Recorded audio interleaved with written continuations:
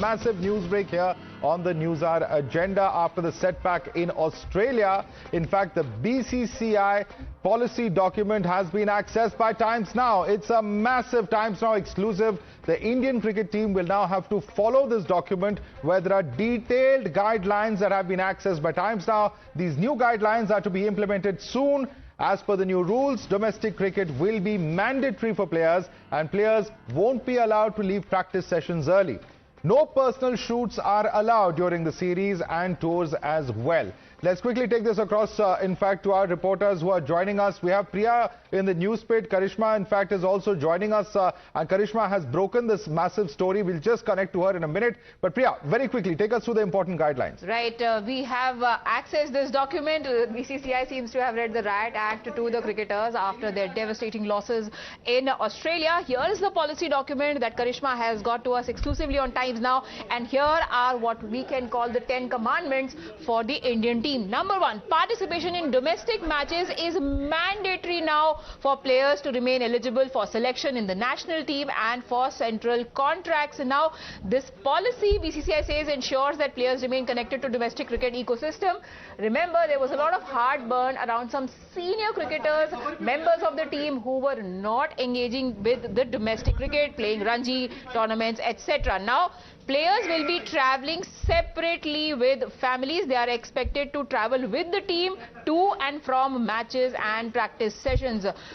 Separate travel arrangements with families are discouraged. Excess baggage limit. Players are required to adhere to specific baggage limits. Okay, let's quickly go across to Karishma now. Priya, she's the one who's accessed this particular report document. In fact, Karishma, this is huge. It's a massive Times Now exclusive. We've been reporting several of these guidelines, and now it's very clear that the Indian cricket team will have to follow these very strict guidelines after the debacles that we've seen, whether it's with New Zealand or in Sri Lanka or even in Australia. Very clearly they will have restricted and limited travel time for family. They will have to travel together. No separate or VVIP treatment to be given to any of the players. This is huge.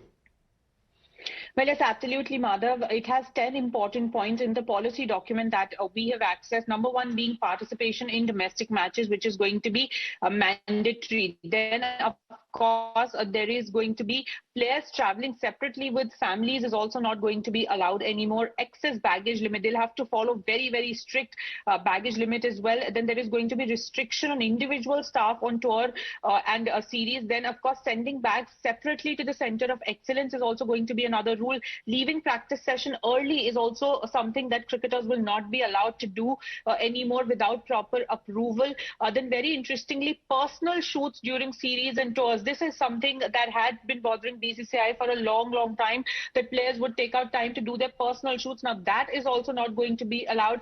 Family travel policy also has been accessed in detail, the eligibility, the provisions and the coordination of it all. In fact, 45 days, 45-day tour, 14 days will be allowed for the family. It's a shorter tour than 7 days are going to be allowed. And there are, participation in BCCI's official shoots and functions as well. Players need to be available for that. And lastly, players will not be allowed to return home if matches finish early. This is something that we've seen senior cricketers do in the past. That is also not going to be allowed anymore. Very, very significant. A huge set of rules there and the massive scoop there that Karishma has broken right here on Times Now. We'll follow up on the story tomorrow as well, Karishma. But let's quickly open this up and take it across to our guest. Joseph Hoover, cricket writer, is with us. He's, of course, a senior journalist. We also have Shailendra Singh, who's a former cricketer and has been actively involved with the cricket management as well. Shailendra Singh, we've been discussing this for days now and it's actually happened. Not just the restrictions on the family time itself, but two very important things that are coming out of this. Very clearly, the fact that top cricketers are not playing domestic cricket,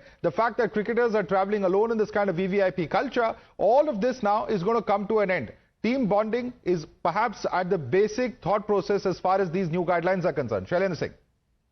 Madhav, yes, we spoke just a few days ago on this topic, and one thing I want to bring out to the notice that it's brilliant to have accountability, but just for the players, this is the same Indian squad that just won the World Cup, and let's not forget the sights that we saw on Marine Drive in the celebration. That was just an epic moment for this entire country to watch the celebrations and the glory that this cricket team brought.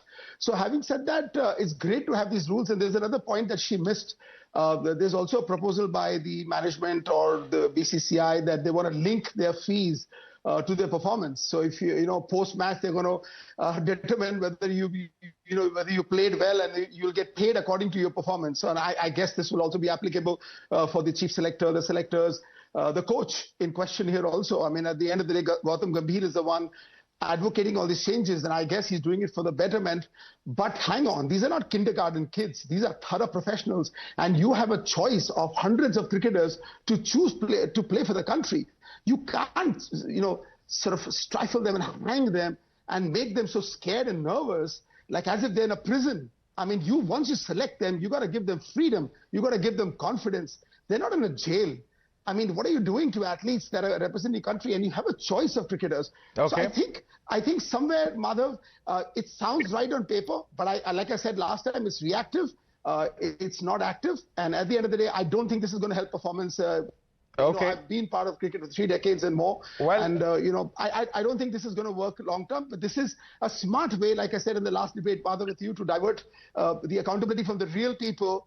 I mean, who should also be questioned for, Sure, no, nobody is running away from that. Yeah. The administrators, the coach, all the selectors, all are responsible at the end of the day if the team does badly. It can't just be pinned on the players. But Joseph Hoover, do you agree with Shailendra Singh that it's too restrictive? Or do you feel that this is really the need of the hour? At the moment, there are many who say that perhaps, the whole idea of these guidelines is to just bring the focus back on the game as it rightly should be. Everything else comes later. Madhav, the way I see it is... this is better late than never, though the horses are bolted from the stable. They have allowed the players to become prima donnas. They've been acting big. All this has been happening. BCCI just sat there, allowed things to happen, because things are not very good in the BCCI itself. First of all, the BCCI has to bring in a resolution saying that politicians should be kept away from the game, at least restrict that number of politicians in the game, the administration. And why all this is happening is because they have Gambhir there.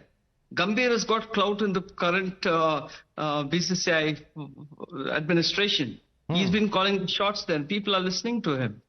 And to treat our boys saying that you need to do this, need to do that is a little funny.